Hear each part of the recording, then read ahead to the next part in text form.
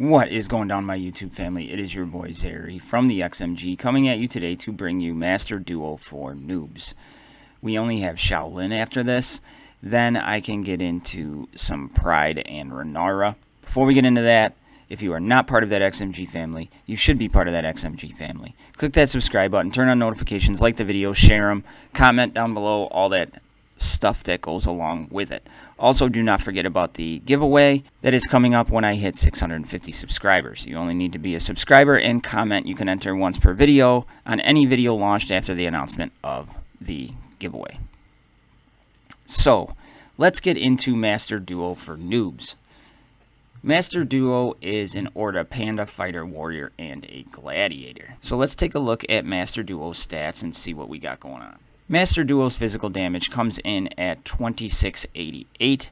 His critical chance is at 23.77. Both kind of middle to the road, lower end of the middle to the road. His health is at 18,986, which is on the low side. His physical armor is extremely good at 37.25, magic armor at 26.51, and his shield is at 19,883, again on the low side. So we are sitting right around like 39,000 health and shield combined, so not the best in the world. His speed is at 113, which is just brutal. His potency is at 21% and his tenacity is at 34%. So looking over his stats, what can we take away from it? We can take away that his health and shield is absolutely bad. His physical damage and critical chance are about middle of the road. His speed is really bad. The only real positive from his stats is his physical armor. So let's take a look at his move kit and see if any of that helps or hurts him. Master Duo's first move is called Slashing Blow, deals 250% of physical damage to an enemy. Has a 50% chance to inflict slow for 2 turns. If the target is affected by slow, its turn meter is reduced by 30%.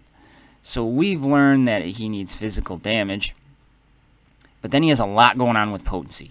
And his potency is pretty low to start, 23% I think we said it was, right around in there.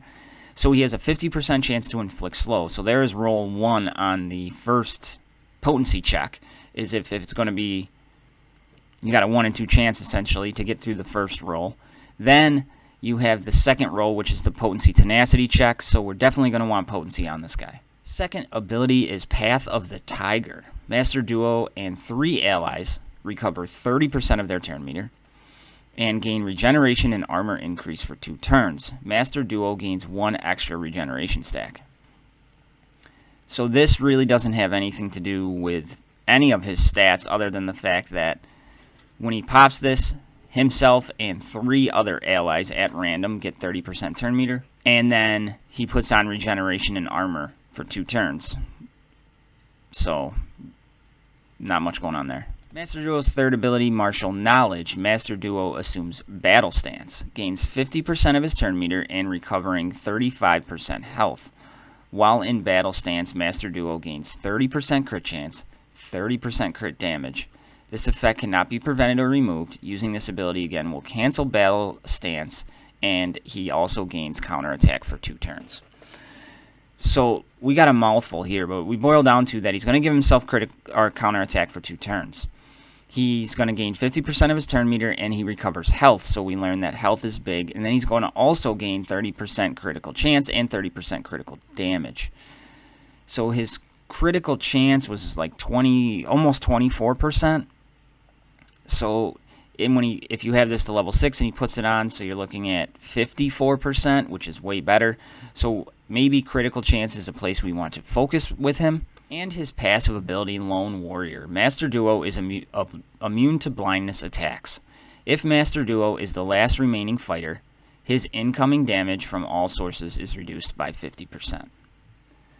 Being immune to blind is pretty good. A couple characters that can inflict blind, just off the bat are Major Shot and Little Baddie. But this passive is kind of blah. So, yeah. So looking over his move kit, what did we take away? it's really a subpar move kit, to be completely honest with you. He needs physical damage for one move. He needs potency for one move. And then he's really a support character when you think about it. I mean, inflicting slow is awesome. But his Path of the Tiger is a support type ability. And then his martial knowledge is also a support type ability. So he really has one base attack. So when we look at runes for this guy, we could go a bunch of different ways. You know, he needs the physical damage, he needs potency, so there you go, there's a set right there. He recovers his own health, so health could be an option for him. He gives himself more critical chance, but at a 24% chance for critical chance, you might want to sprinkle in critical chance on this guy. And his survivability sucks, and we know that he really doesn't do anything to help that out. So let me rune him, and I think I am going to go with the first option of the damage and potency. And I'm going to be looking for secondary stats of more damage, speed, but I don't know if there's a lot we can do with speed, because he does have such a bad low base speed. We're probably looking at around tank speed with him, like maybe 140. And, you know, so that's an option. You could do speed. But I really think I'm going to go with the damage and potency. So hopefully we hit harder and we can inflict those slows. So I will rune him and be right back. Alright, I am back with a full rune amulet. I went with the damage potency, and I'm looking for survivability, potency, critical chance, damage, and speed in the secondary stats. Now, just like any panda, you want health the most. He does recover his own health, and he recovers more health under the Kinley leadership. So let's go over these stats. Northern rune, damage primary, critical chance, sealed, potency, and health. Then I went with the speed rune in the northeastern with damage, tenacity, potency, and health. Then I obviously in the southeastern rune have armor primary with potency, critical chance, shield, and speed. Then I went with the damage primary. You could go crit chance here, or you could go health to try to, you know, stack up whatever.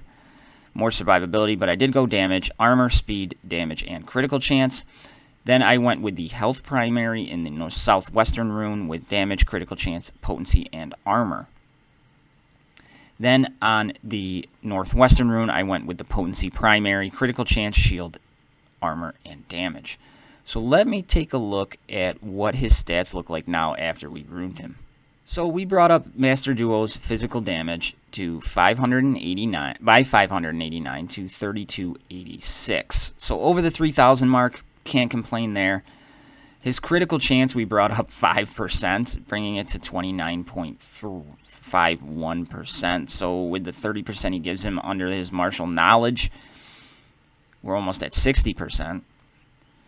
We brought up his health at 718 to 19,704. Physical armor, we brought up about 2% to 39%, and then 2.5% on magic to about 29%. We brought up his shield, 1,223, bringing it to 21,106.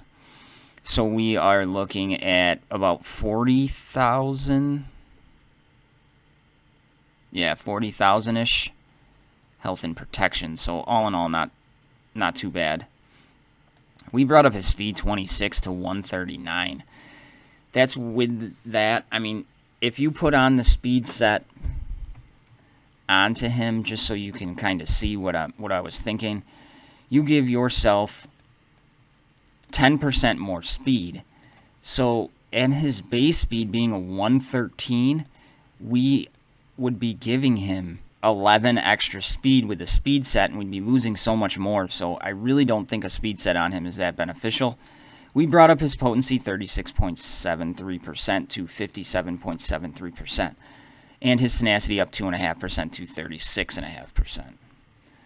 So all in all, you know, we ruined him in a way that benefits his move kit, but he is still sorely lacking quite a bit, in my opinion. You know, his health and shield combination is 40,000. Physical armor is fantastic. I mean, that is just huge. His critical chance is still pretty meh. His speed sucks. So, you know, I am honestly going to see how Shaolin plays out in the Shaolin for noobs, and maybe we don't put, maybe I don't put Master Duo in my team because I really haven't started working on him much yet. So, but that's besides the point. So how are we going to scroll sync Master Duo if we decide to scroll sync him? Now remember, all of our abilities are at level 2. So his slashing blow deals 120% of physical damage to an enemy and a 10% chance to inflict slow. And as we go up, we get more physical damage. At level 5, we get the slow effect for 1 turn. And then we get the bonus if they are slowed. His second ability, Path of the Tiger, at level 2, him and 1 ally recover 10% turn meter and regain regeneration for 2 turns. Then we get the armor increase for 2 turns with another ally, more turn meter, ally, cooldown reduction, etc. His martial knowledge. So let me just kind of sum this up. At level 2, we gain 50% turn meter, recover 15% health. We have 10% crit chance and 20% crit damage. And then as we go up, we get more health, critical chance, and then we get the counter attack at level 2. And then we get health, crit chance, crit damage, and etc. as we go up. Third ability, Lone Warrior. Master Duo is immune to blindness, and if he's the last fighter, it reduces damage by 15%. So let's take a look at, let's pull back here for a minute and take a look at what is going to benefit him the most before we start the scroll sync. And for me, we want to apply that slow for him to be most effective. That I think is going to help him out the most. And then we have a turn meter recovery on his second move, and then we have his martial knowledge, which gives him the critical chance increase. So what we are going to do is we are going to start off with his basic. Now at level 2, we are going to take that right up to level 5 and stop. That gives us the most physical damage for the money with 210% and a 50% chance to inflict slow. Now we'll reduce turn meter at level 6, but we're going to hold off on that for right now. Then we are going to just kind of go down the line here with the Path of the Tiger at level 2. We are going to take that again to level 5. Master Duo and 3 allies recover 20% turn meter and gain regeneration armor increase for 2 turns. Now at level 6, we get the 10% turn meter. We reduce the cooldown, and we get the regeneration stack, which is nice, but we're just going to simply leave that at level 5 for now. Then we go over to Martial Knowledge at level 2. We are going to take this up to level 3, and we're going to stop there.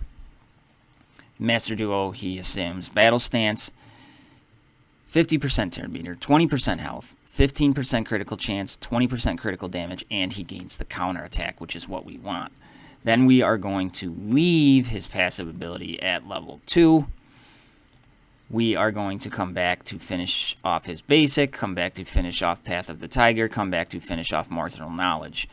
And for me, to be completely honest, he really doesn't even make it to the last fighter most of the time anyways. So I am not going to increase this Lone Warrior ability much at all. If you're using him in the raid, then you probably want to take that up. But for what I'll be using him for, I'm just going to leave that right at level 2. So there it is. There is Master Duo for noobs. And you know what? I think this one surprises me.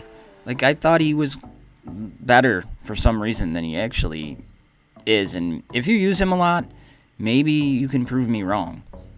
I know he is very useful in some compositions for the Dragon Raid. But other than that, his kit is very underwhelming.